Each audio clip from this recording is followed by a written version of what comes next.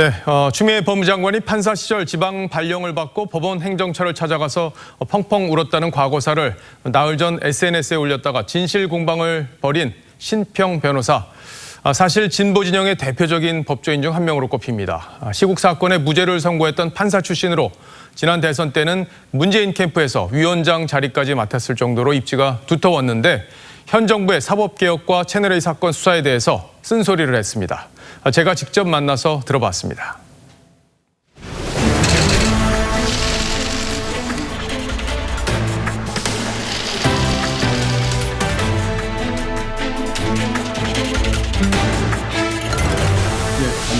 안녕하십니까. 오신데 시간 내주셔서 감사합니다. 사실 이제 변호사님 하면은 문재인 정부를 어떤 탄생시킨 그런데도 역할을 적지 않게 하신 분으로 저도 기억하고 있고요. 지금 현재 문재인 정부에서 하고 있는 여러 가지 개혁 조치들이나 이런 거에 대해서는 동의하시나요? 코로나 사태를 잘 극복을 했고 예.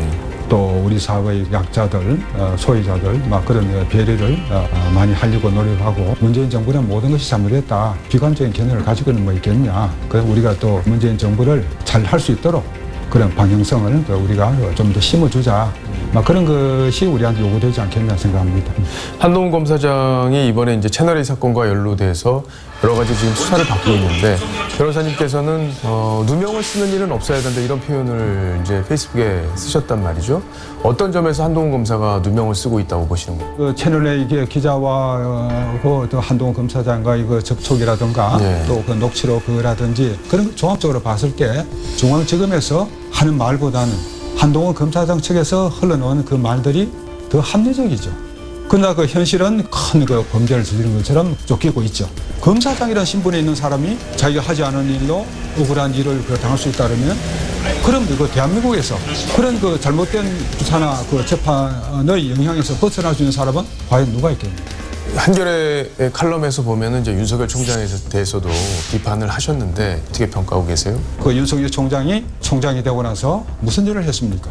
많은 자기 그 수하들을 요직에 심어놨죠. 이런 그 한국 사회의 가장 큰 병폐인 영고주의 이것에 함몰되어 있는 것입니다. 뭐 그렇다고 해서 제가 윤 총장에 대해서 그 비관적으로 보는 건 아닙니다. 지금 법무부 검찰개혁위원회에서 개혁을 공고한 안을 보면 뭐 총장으로부터는 직권을 뺐고 그걸 사실상 그 위에서 법무장관이 지휘하도록 지금 공고안을 냈단 말이죠. 이 부분도 결국에는 정권의 검찰을 예속시키는 결과를 가져온다 이렇게 판단하시나요? 분명하지 않습니까? 또 그 안이 그 계획이 그 노리는 것은 무엇입니까? 윤석열 검찰총장 한 사람을 완전히 모든 조직에서 그 단절시켜버리겠다. 이 그 한 개인의 초점을 맞춘 개혁이 어떻게 국가의 그 사법개혁이 될 수가 있겠습니까? 조국 전 장관의 그 일가에 대한 수사가 개시되고 나서부터 그 검찰의 권한 행사를 약화시키는 방향으로 그 계속 그 추진해왔죠. 이 정부에서 그런 민주적 통제는 관심이 없고 검찰을 권력에 복종시키는 방향으로 지금까지 해온 것은 상당한 그 잘못이라고 생각합니다. 이번 사법개혁이나 이런 수사권 조정을 통해서 경찰 권력이 굉장히 비대해질 거다 이런 예상 이런 것들이 나오고 있습니다. 우리 그 일제시대 때 경찰에서 얼마나 당했습니까? 경찰 그 형사 말만 들어도 아이들 울음을 거쳤죠. 그런 반성적 고려에서 이 검찰이 경찰을 그 통제해야 되겠다. 그런 고려에서 현재의 형사사법처가 등장하게 된 것입니다. 검사들이 하던 역할을 5만 몇천 명의 그 수사경찰이 또 그 사람들은 이 법 이론에 해박한 지식을 가진 사람도 아닙니다. 이 사람들이 경우에 따라서 잘못된 처사를 할 때 이것을 통제할 수 있는 방도가 무엇이겠느냐. 최재형 감사원장에 대해서 국회에서 여당 의원들이 대통령의 어떤 뜻과 맞지 않으면 사퇴를 하라.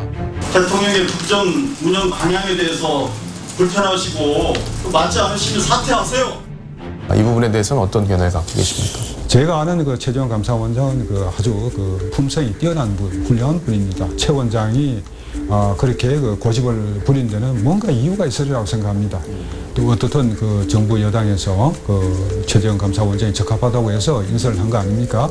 그러면 그 지위를 그 존중해 줘야죠. 적폐 세력 또 뭐 사표를 내라, 정치를 해라 이런 식으로 부끄러움을 안겨주는 것은 좀 지나친 면이 있지요. 문재인 정부와 노무현 정부는 뿌리는 같지만 기본적으로 드러나는 어떤 개혁 방향이나 이런 데 있어서는 조금 차이가 있다 이렇게 보시는 분들도 많거든요. 압도적인 그 국회 다수의석을 바탕으로 해서 너무 그 권도에 취하면 안 되죠. 민주사회의 그 기본은 그 합의와 절충 아닙니까? 예. 그게 바로 그 토론이 그 정수인 거죠.